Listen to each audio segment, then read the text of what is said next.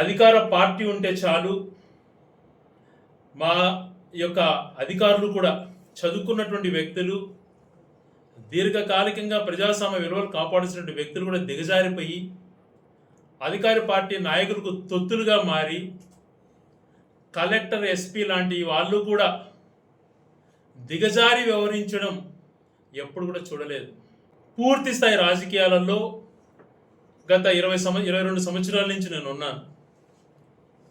ఎప్పుడు కూడా ఇంతలాగా వ్యవస్థల్ని నాశనం చేస్తూ రాజకీయ నాయకులకు భయపడి, అధికార పార్టీకి భయపడి వ్యవహరిస్తున్నటువంటి అధికారులను ఇంత నీచంగా వ్యవహరించడం ఎప్పుడు చూడలేదు. అవన్నీ ఏమి వద్దు,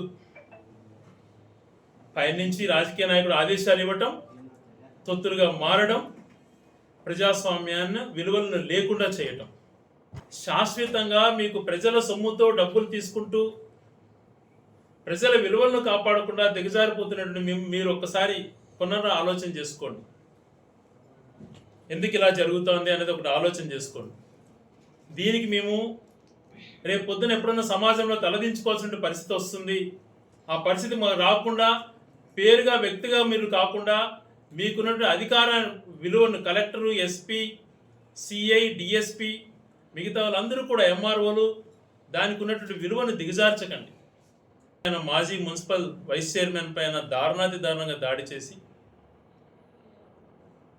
అంతకుముందు నా పైన దాడి జరుగుతుంది అని చెప్పి పోలీసులకు కంప్లైంట్ ఇచ్చిన, ఆ కంప్లైంట్ను తీసుకోకుండా నిర్లక్ష్యంగా వ్యవహరించి దాడి జరుగుతున్నంతసేపు వాళ్ళకు తెలుస్తున్నా ఏమాత్రము దాన్ని బాధ్యతగా తీసుకోకుండా ఇప్పటికి దాదాపుగా 3 వారాలు అయిపోయినా కూడా ఒక వ్యక్తిని కూడా అరెస్ట్ చేయలేదు అని అంటే తల వీళ్ళు ఎక్కడ పెట్టుకోవాలి?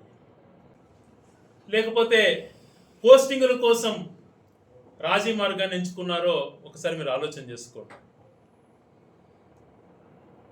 ఒక్క రాజ్యాంగబద్ధమైనటువంటి పోస్టులో ఉన్నటువంటి వాళ్ళు, భారతదేశంలోనే అత్యుత్తమైనటువంటి స్థాయిలో ఉన్నటువంటి ఐఏఎస్, ఐపీఎస్లే దిగజారితే ఇంకా కింది స్థాయి ఎలాగ వ్యవహరిస్తారో ఒకసారి మీరు ఆలోచన చేసుకోండి.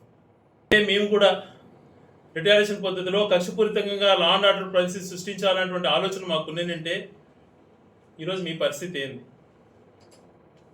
ఒక 20 మంది ఆకు రౌడీలు తయారయ్యి వాళ్ళే పదే అందరిపైన దాడి చేసిన, వాళ్ళపైన ఒక చిన్న పోలీసు సంబంధించి ఒక వార్నింగ్ కూడా ఇవ్వకపోవడం, వాళ్ళపైన కేసులు పెట్టి వాళ్ళని శిక్షించినంటే ఈ పరిస్థితి రిపీట్ అయ్యేటివి కాదు కదా. ఒక 20 మంది ఆకు రౌడీలను మీరు పెంచి పోషిస్తూ కేవలం అది ఒక పోలీసుల యొక్క అండతోనే ఈ కార్యక్రమాలు వాళ్ళు చేస్తున్నారు. మీలో చలనం లేకపోవడం వల్లనే వాళ్ళు ఇది చేస్తున్నారు. రెవెన్యూ వ్యవస్థలో ఏ రకంగా అయినటువంటి కబ్జాలు జరుగుతున్నాయి, ఏ రకంగా తహసీల్దార్ ఆఫీస్ నుంచి ఇష్టానుసారం ఏ భూములంటే కూడా ఎవరు భూములంటే వాళ్ళు ఏ రకంగా కావాల్సి అయిన వాళ్ళకు పంచిపెడుతున్నారన్నటువంటిది చూస్తే నిజంగా ఇది అధికారులు తప్పిదంగానే నాకు అనిపిస్తాం. ఎందుకు ఇంత ఒత్తిడిగా మీరు లొంగి వ్యవహరిస్తున్నారు? ఇవన్నీ రికార్డ్ లేకుండా పోవు. ఇవన్నీ కూడా భవిష్యత్తులో తప్పు చేసిన వాళ్ళకు శిక్ష పడకుండా పోదు. అది మీరు గుర్తుపెట్టుకోవాలి. ఇంత దారుణమైన పరిస్థితులకు తీసుకొచ్చి నలుగురిని కొడితే అందరూ భయపడతారు. స్థానిక సంస్థల ఎన్నికల్లో ఏకపక్షంగా చేసుకోవాలని భావిస్తున్నారా? మీరు ఏమనుకుంటున్నారా? రాజకీయాలంటే మీరు ఏమనుకుంటున్నారు? ఈ ప్రజాస్వామ్యం అంటే మీ దృష్టిలో ఏమనిపిస్తుంది మీకు? అంతకన్నా 3 ఇంతలు పవర్ఫుల్గా ఉన్నటువంటి యువత ఈ దేశంలో ఉంది. కాక్రోచ్ జనతా పార్టీ అని పెడితే ఒక్క రోజులో 20 మిలియన్స్ మంది దాంట్లోకి వచ్చినటువంటి యువత ఉన్నటువంటి ఈ దేశంలో నువ్వు ఏకపక్షంగా దౌర్జన్యంగా చేసుకుంటావా? చూస్తాం. అది కూడా ప్రజాస్వామ్య విలువలతో, ప్రజాస్వామ్య గౌరవంతో మీ అన్ని వ్యవస్థలు ఒకటైనా, మీ వ్యవస్థలన్నీ దిగజార్చుకొని మీరు ఒకటైనా కూడా నేను అండగా ఉంటా. ప్రతి ఊర్లో, ప్రతి వార్డులో మబ్బుల్లో మనిషిని ఇది చేస్తాము అన్నటువంటి భావన మీకు ఉంటుందేమో. అవి కూడా చూసిన వ్యక్తిని, ప్రజాస్వామ్యానికి ఈరోజు నేను ఎంత విలువనిస్తానో ప్రజాస్వామ్య విలువలు ఎలా కాపాడుకోవాలో తెలిసినటువంటి వ్యక్తిగా నా అంతకు నిన్ను తగ్గించుకొని ఆ విలువల కోసం పాటుపడ్డాను. ఈ 17 సంవత్సరాలు రాయచోట్లో చిన్న సంఘటన జరగకూడదు. ఎలక్షన్లు అంటే రాళ్ళు బాంబులు వేసుకునేది కాదు. ప్రతి ఒక్కరు ప్రతి ఊర్లో పోయి ఓటేసుకోవాలా అని చెప్పి ఒక చిన్న సంఘటన జరగకుండా నేను నిలబడినటువంటి 5 ఎలక్షన్లు జరిపించిన వ్యక్తిని నేను. మీరు ఈరోజు ఏదో చేయాలని చూస్తే భయపడతానా? మబ్బులు లేకుండా ఈరోజు మీరు ఎవడెవడైతే ఈ నాటకాలు ఆడుతూ దాడులు చేశారో ప్రతి ఒక్కరిని రికార్డ్ చేసుకున్నా మీకు ఒక్కొక్క రోజు ఒక గండంలా కనపడుతుంది జీవితంలో. భవిష్యత్తులో ఎవ్వరు కూడా చేసిన తప్పును తిరిగి భయపడి ఎందుకు చేశాము ఈ తప్పు అనిపించే విధంగా మీరు అనుభవిస్తారు. లోతైన మాటల్లో చెప్తున్నా, ప్రజాస్వామ్యవాదిగా ఎంత గట్టిగా ఉంటానో ఆ ప్రజాస్వామ్యాన్ని వంచేందుకు ప్రయత్నం చేసిన వాళ్ళ అంతు కూడా అలాగే ఉంటాను. వాళ్ళ అంతు చూస్తాను. దేనికైనా అండగా నిలబడతాను. 2 సంవత్సరాలు కొట్టారు మా కార్యకర్తల్ని, భరించాం. కొట్టిన ప్రతి ఒక్కరిని కూడా చూసి బాధపడ్డా. పోలీసులు ఏదో చేస్తారు అని చెప్పి సార్ అని రిక్వెస్ట్ చేసుకున్నా. ఇంకా మీకు ఏ రోజు కాల్ చేయను, మిమ్మల్ని సార్ అని అడుక్కోను. ఈ ప్రజాస్వామ్యాన్ని ఎలా రక్షించుకోవాలో నేను చూసుకుంటా. విలేకరులను బెదిరించడం, కార్యకర్తను బెదిరించడం, ఉన్నట్టు పోస్టులు పెడితే ఎందుకు పోస్టులు పెట్టారని బెదిరించడం, ఫార్వర్డ్ చేసిన వాళ్ళను కొడతా అనడం, ఒక పక్క రౌడీలు, మరొక పక్క డైరెక్ట్ పోలీసులే పిలిపించడం స్టేషన్లో. సిగ్గుండాలి. ఈ సిఐ ఉన్నాడు, నువ్వు ఇక్కడ ఉన్నావు, కొద్ది రోజులు ఎన్ని రోజులు ఉంటావు పోస్టులో, గతంలో నీకు ఏ రకంగా నువ్వు ఎన్నో రకాల సాయం పొందింది అన్నీ తెలుసు. ఈరోజు ఒక మనిషి కష్టాలు చెప్పుకోవడానికి పోతే నువ్వు వైసీపీ వాళ్ళ స్టేషన్లకు రావద్దంటారా? ఇట్లా అనేటువంటి వ్యక్తులు వాళ్ళ జాగీర్లా ఇవి, వాళ్ళ ఆస్తుల స్టేషన్లు. ఏమనుకుంటున్నారు మీరు ప్రజాస్వామ్యం అంటే? ఈ జెన్జీ వాళ్ళతో కలిసైన ప్రజాస్వామ్యవాదులందరినీ ఏకం చేసి ఈ నీచ రాజకీయాల్ని ఎదుర్కొనేదానికి నేను ఎప్పుడు సిద్ధంగా ఉంటాను.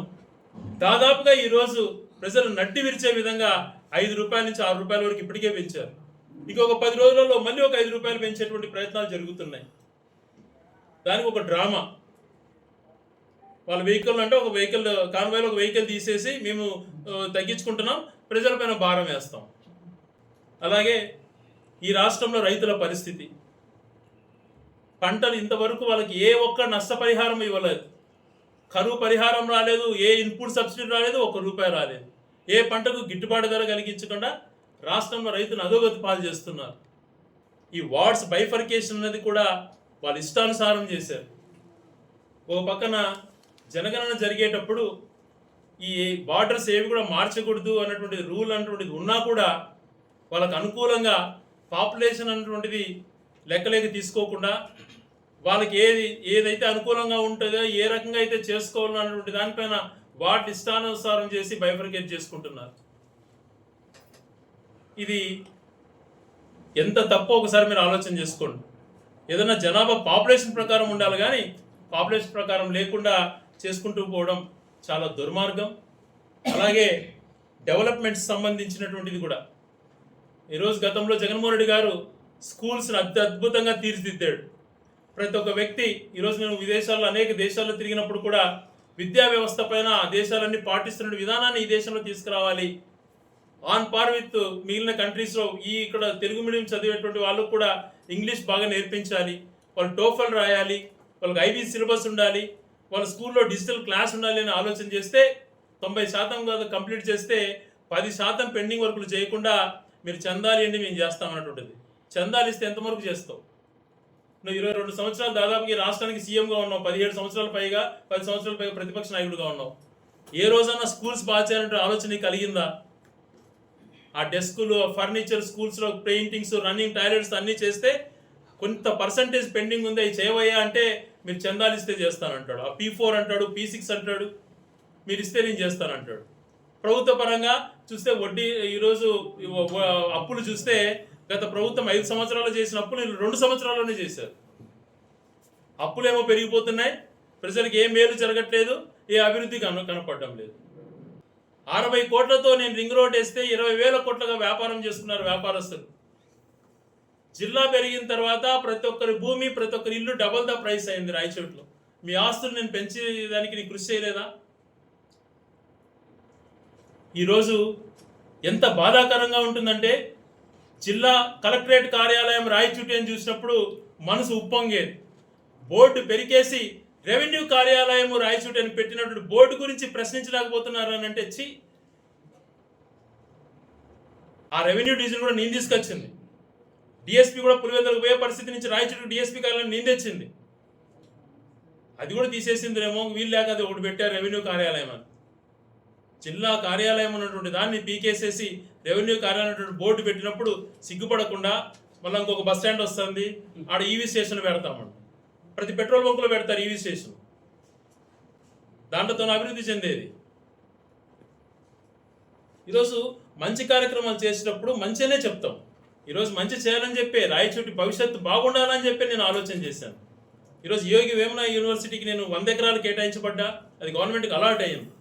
ఇంటిగ్రేటెడ్ కలెక్టరేట్కి 100 ఎకరాలు కేటాయించిన, అక్కడ ఏదో కబ్జాలు జరిగినాయి నిరూపించు నువ్వు చేతనైతే. కలెక్టర్ బంగ్లా కేటాయించిన 5 ఎకరాలు, జిల్లా అయితేనే కలెక్టర్ బంగ్లా 5 ఎకరాలలో మిగిలిన జిల్లాలతో పాటు ఉండాలని చెప్పి ఏర్పడిన 13 జిల్లాలు ఎక్కడ కలెక్టర్ బంగ్లా కట్టలా. కలెక్టర్ బంగ్లా కూడా పూర్తి చేయాలని చెప్పి సంకల్పించి 5 ఎకరాలు స్థలం కేటాయించి దాని పనులు కూడా ఎలక్షన్స్ టైంకి అర్థం పైన కంప్లీట్ చేయించాం. అలాగే జేసీ బంగ్లాకు 2 ఎకరాలు, ఎస్పీ బంగ్లాకు 1.5 ఎకరా, స్టేట్ గెస్ట్ హౌస్కి 2 ఎకరాలు, డిఎస్పీ కార్యాలయానికి 2 ఎకరాలు, ట్రాఫిక్ పోలీస్ స్టేషన్కి 1/2 ఎకరా, కేంద్రీయ విద్యాలయం ఆల్మోస్ట్ కంప్లీట్ స్టేజ్కి తీసుకొచ్చాం, దానికి 5 ఎకరాలు కేటాయించాం.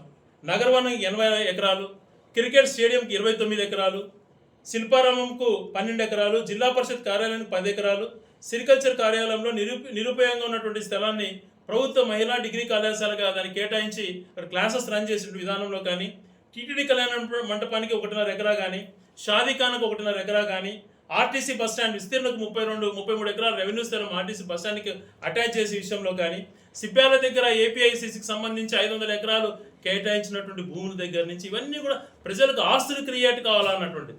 1 ఎకరా లేదు గవర్నమెంట్ తరఫున ఈ రాయచూట్లో అని చెప్పి ఇవన్నీ అలాటెడ్ అన్ని చేయించేసి విత్ ఆల్ అప్పుడే మొత్తం ప్రొసీజర్స్ కూడా అన్ని క్లియర్ చేస్తాం.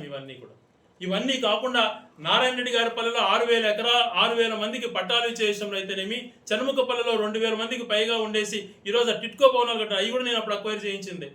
ఈరోజు మీరు అన్నీ కూడా కాలనీలకు అన్నీ ఎన్టీఆర్ పేరు పెట్టుకోండి, సంతోషమే కాదనలో పెట్టుకోండి పేరు, కానీ అవన్నీ మీరు చేసినంటే పెట్టుకుంటే ఇంకా బాగుండేది. అవన్నీ మేము చేసాం. 93 కాలనీలు ఈరోజు ఈ నియోజకవర్గంలో కేటాయించి ప్రజలకు అందుబాటులోకి తీసుకొచ్చాం. 20,000 పక్కా గృహాలు కట్టించడమే కాకుండా ప్రతి ఒక్కరికి ఇన్ని మంచి కార్యక్రమాలు మేము చేస్తాం. ఈరోజు ఈ భూముల కేటాయింపులన్నీ ప్రభుత్వానికి చెందినాయి, దాదాపుగా 1000 నుంచి 2,000 ఎకరాలు. ఇవన్నీ కూడా ప్రభుత్వ ఆస్తులుగా అవుతాయి కదా ఫ్యూచర్లో. ఈరోజు స్టేట్ గెస్ట్ హౌస్ ఆస్తి 20 కోట్ల పైన అవుతుంది. చెప్పండి, ఈ రకంగా ఎంత అసెట్స్ రాయచూటి ప్రజలు క్రియేట్ చేసాము. భవిష్యత్ యువతకు బాగుండాలి. ఇక్కడ పీజీ సెంటర్కి 100 ఎకరాలు కేటాయించి మొదలు పెడితే అక్కడ యూనివర్సిటీ అయితే కన్నా ఈ ప్రాంతంలో యువత ఎంతో చైతన్యవంతులు అవుతారు. ఈ కలెక్టర్ ఆఫీసులు ఇవన్నీ ఉండడం వల్ల ఈ ప్రాంత ప్రజలు చైతన్యవంతులై వాళ్ళకి ఎంత ఎంప్లాయ్మెంట్ జనరేట్ అవుతుంది అని చెప్పి ప్రతి నిమిషం ఆలోచన చేస్తాం. దాని గురించి ఆలోచన చేయకుండా ఆ మంచి చేయాలన్నటువంటి ఆలోచనలన్నీ తుంగలో దొక్కి రౌడిజం చేస్తే ప్రజలు అభిమానం పొందొచ్చు, ఎవరో 4 జిందాబాదులు కొడితే బేకార్ ఎదవలు, అది ప్రజాదరణ కాదు. 15 ఏళ్ళు నిద్రాహారాలు మాని ప్రతినిత్యం ఈ ఊరి కోసం, ఈ ప్రాంత ప్రజల సామరస్యం కోసం ప్రయత్నం చేస్తే 4 సార్లు గెలిపించాము. ఈసారి ఇంకొక ఛాన్స్ ఇద్దామని చెప్పి ఇచ్చారు, కానీ నీకు ఆ ఛాన్స్ సద్వినియోగం చేసుకోవడానికి నువ్వు కష్టపడాల్సింది పోనిచ్చి ఈ రకంగా దుందుడు రాజకీయాలు చేయడం అనేటువంటిది సరైనటువంటిది కాదు. ఇవి చాలా కాలం చెల్లుబాటు కావు. ప్రజల ఆదరణ పొందేటువంటిదే ప్రజాస్వామ్యంలో నేర్చుకోవాల్సింది. ప్రజలలో స్థానం ఎలా సంపాదించుకోవాలి, ప్రజలకు మేలు చేసి వాళ్ళకి ఏ రకమైనటువంటి ఇది చేయాలి, ఆ తపన మనకు ఉండాలి. ప్రతి నిమిషం అధికారం అన్నటువంటిది ఉన్నప్పుడు ప్రతి నిమిషము తప్పించి పనిచేయాలి. ఇలాగా పోలీసులను రెవెన్యూ వ్యవస్థను అడ్డు పెట్టుకొని బెదిరిస్తూ భూములను వాళ్ళకు వీళ్ళను కొట్టించి చేసుకోవడం కాదు రాజకీయాలంటే. 2 రోజులు బాగానే ఉంటాయి, తర్వాత చూస్తారు ఈ తప్పులు చేసినటువంటి వాళ్ళు ఏ రకమైనటువంటి శిక్షలు అనుభవిస్తారు.